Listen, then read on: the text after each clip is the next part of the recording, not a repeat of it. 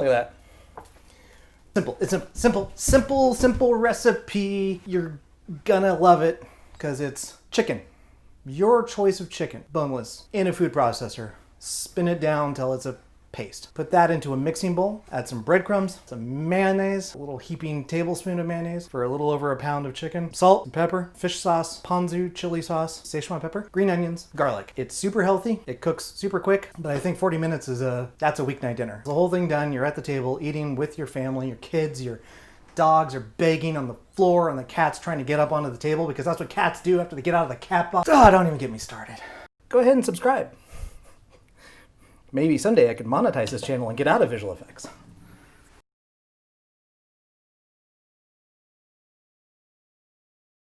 We're doing kind of a Southeast Asian chicken cake. Breadcrumbs, mayonnaise, a couple of huevos, some ginger through a microplaned, and some green onion. I require liquid. He's requiring liquid. Some garlic. First things first, take your chicken. We don't wash our chicken, because why would you spread chicken germs all over the kitchen? That doesn't make any sense. So I'm just taking the whole piece of chicken and I'm putting it into the food processor. Basically, you're just going to give this a couple of spins until it gets in, slightly into the pasty category. Throw a little bit of salt in here. This is a weeknight meal. So it's chicken cakes. It's kind of Southeast Asian inspired. I don't have any Thai basil. I have some regular basil, but I'm going to use some things we didn't talk about yet. Fish sauce. And I'm going to use some chili ponzu. So this is going to be a little heat, and this is going to be some funky fish. Funky fish is always a good thing. It's a weird flavor. It's got like an umami. You don't know where it came from or why it's there, but you're like, oh, funky fish. Okay, yeah, I get it. So let's put the top on this guy, and let's make some noise. Literally, I'm going to make some noise.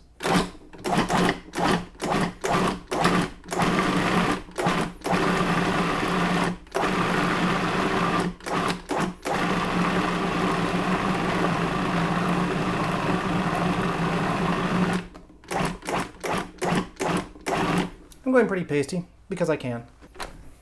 So take this off. Straight into the bowl. So it's got a little salt and pepper on it right now. I'm going to go in with about a tablespoon or a little less of mayonnaise.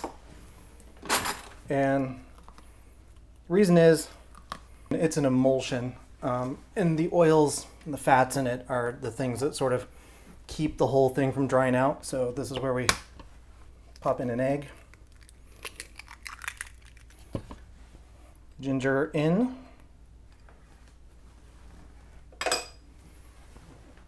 Green onions, a bunch of them. Garlic. This is about 4 cloves. 4 cloves, roughly diced. Last time I made these, I made them a little too salty. So this time I'm going to do a test cake, as one should do for stuff like this, to make sure that the flavors are kind of where you want them. I feel like if it needs more salt. Stale breadcrumbs at Pavilions. Just mix this up real well. This is what it's looking like. A little more green onion. Oh, well. So ponzu's an actual fruit. It's a citrus fruit, and they do a chili with it. So it's a little bit of both. And let's do a little bit more bread crumbs. So we're just stuttering today. That's it. Put Szechuan pepper in. I'm going to put real pepper in. Real pepper. Szechuan pepper is real pepper. I'm going to put some black pepper in as well. And then, did I want to do any lemon? No, not really. That's great. I'm going to do grapeseed oil because we are cooking fairly hot. That's a good neutral flavor as well. So I'm going to make one little patty. Form one little, get over here. Form one little patty, one tiny little guy. And I'm going to pop it into my pan. This is a really fast weeknight dinner. We used to have it all the time. Sometimes with an aoli, you can make a dipping sauce. Ground meat, even though we just ground it. So I didn't buy it at the store ground. I took chicken breasts that were ostensibly not scraped off the floor of some factory. Cook them to an internal temperature of 165 degrees. And that's to kill all the possible bacteria that could be in them. Be mindful of bacteria in your kitchen. Bacteria likes your kitchen. This cutting board has little bits of chicken on it. Chicken is a known transmitter of salmonella, so that's what people are really worried about. Even when Punch was drinking raw eggs, or Rocky, I guess, if you're, it's kind of the same generation, isn't it? Everyone, oh, gross, he's gonna get sick. Well, the likelihood of getting sick is pretty minimal. But the one thing I don't like about this, and I think these are more for like baking, and I'm only riffing because I'm cooking and I'm probably just gonna cut all this out. But if I say something funny, or have enough energy, because the kids love the energy, it's a good Peloton workout. So the reason I do like these and I don't like the silicone, high heat, good, yes, good. Convex instead of concave, which means when you try to put something on it, it just wants to roll off the sides. So great for baking, terrible for spatulating, because my one that is convex is now covered in raw food, and I can't go and eat off that. Turn them over. So you can see it's kind of golden brown on the top. It's going to be golden brown on both sides. It doesn't take a lot of oil. You could do probably 3 tablespoons of grapeseed oil in this whole pan. You don't need to use a lot of oil in this pan. It's a non-stick Tefal pan, so it releases things pretty easily. I wouldn't go crazy. Also, it's a lot healthier. I mean, the only fat in it, aside from what naturally occurs in the chicken, which is pretty mild in a breast meat, is really your mayonnaise and the cooking fat. That's it. So this is a really healthy dish. Just don't oversalt it like I did last time. Gonna put our little sticker in here. So we are at 162, 3, 4, 65, 165. And juicy all the way through. Every time I pull this thing out, yeah. So we're good. We are good. So we'll leave the pan going. Let's see where we are. Yeah, just all the moisture just goes whoosh. Of course, all that moisture is probably mayonnaise, oil from mayonnaise. So it's steamy. We can tell it's steamy. It's hot. We know it's 165 degrees, which will burn your tongue. I'm going to do a little more fish sauce. A little more fish sauce. A little more salt, but just a bit. The texture, I mean, they're so light and airy. I mean, it is really, really, really light. I don't know. The more I eat it, the more I'm not exhausted by the flavor. And it would pair really well with a dipping sauce. Like it's not overly strong. It's just simple. I am going to add a little more of the fish. It's about 10 drops. I mean, you do fish sauce in drops. It's powerful. It's funky. I'm going to switch to some pink salt. It's a finer. In this instance, it's a finer grind. It's a finer grind. Finer grind. It is finely ground from the finest of grinds. It grindeth. I'm gonna put more. Why not put more green? Let's just put more green onions in. And then we look directly at the camera. How are you? How you guys doing today? How are you? A little more oil going in. And now I'm just gonna start making some patties. Just making a patty like this. Just making a, it's not anything. It's not huge. You want to have a meal that's like a couple of these, palm sized, and a couple of those are good for a meal. Hey, the sizzle's back. Yeah, love the sizzle. Uniform thickness would be great if you could get it. This one's going to be a little smaller. Again, I'm a home cook, so I mean, if I were serious about this, I could get some spring-loaded springform rounds, and I could just, pack it in and make it perfectly circular and be all fancy and stuff. But not today. I'm going to go counterclockwise into the pan for no other reason than I just thought, well, I'll be able to know which ones I put in first if I start it. If I started at 12, then so this one's going to be a little bigger, so we just peel a little off.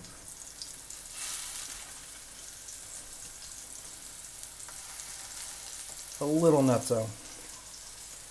So one package is going to get me, there's 5 in the pan right now, so a package is going to get me, this is the 6th, 7th, 8th. Looks like about 8 of this size. There we go. 12 o'clock can be flipped. It's the way the patty was shaped. It didn't get, that's the example of the, so it's not perfectly brown on the inside there, but, and I am going to turn up the fire a little bit, just a little bit.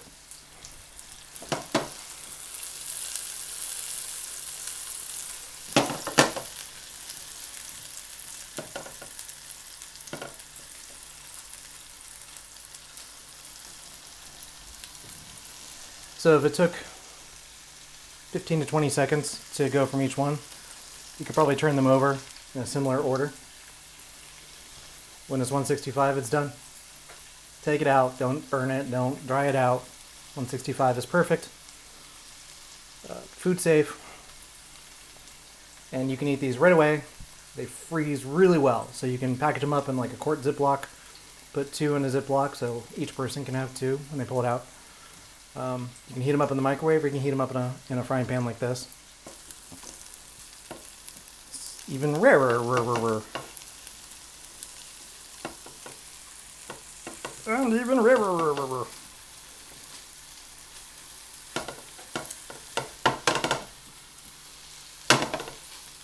Kind of doing the whole gambit between overcooked and undercooked. Hey man, living the dream. I got my own cooking show. Oh, what are we going to put it on?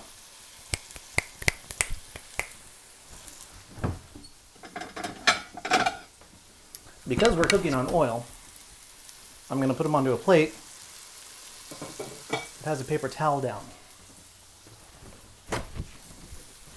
That'll just wick off any of the extra oil.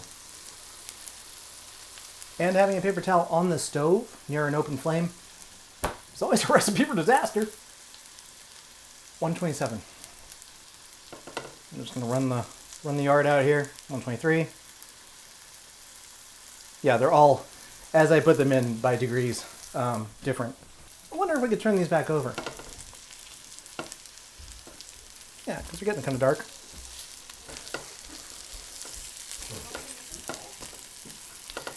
This guy's going to be perennially undercooked, so moving things around.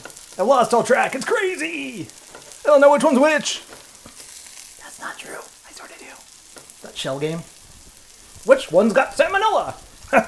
You decide. There are no losers. I mean, if you like diarrhea. She doesn't like diarrhea. Who knew?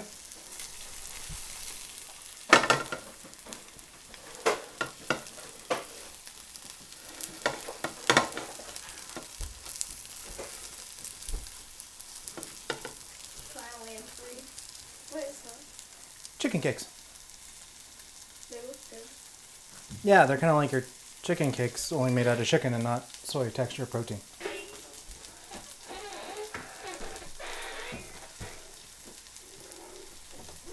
This interruption brought to you by my child. 156, 7, 8, 9. Oh, thank God I didn't go any higher. I can't go any higher. 48, 9, 50. It's stopping. Anything above 141 degrees starts killing bacteria. 141 degrees for 30 seconds kills bacteria. Which is why 165 is a little overkill. But there are probably bacteria that are resistant up to... I took food safety courses as part of my culinary program that I dropped out of, I will say, home cook. But as I recall, it's 141 degrees for 30 seconds will kill most bacteria, foodborne bacteria. I'm still not sure whether you can kill botulism. I mean, most people just inject it into their face. But if you open a can that's kind of exploded or whatever, and you decide that you're going to try and eat the food that's in there, you could just die. It's a neurotoxin. Neuro is nerves. Not the kind to get revenge either. 163! Okay. Taking some of these out. Not using that. Just sooner use chopsticks.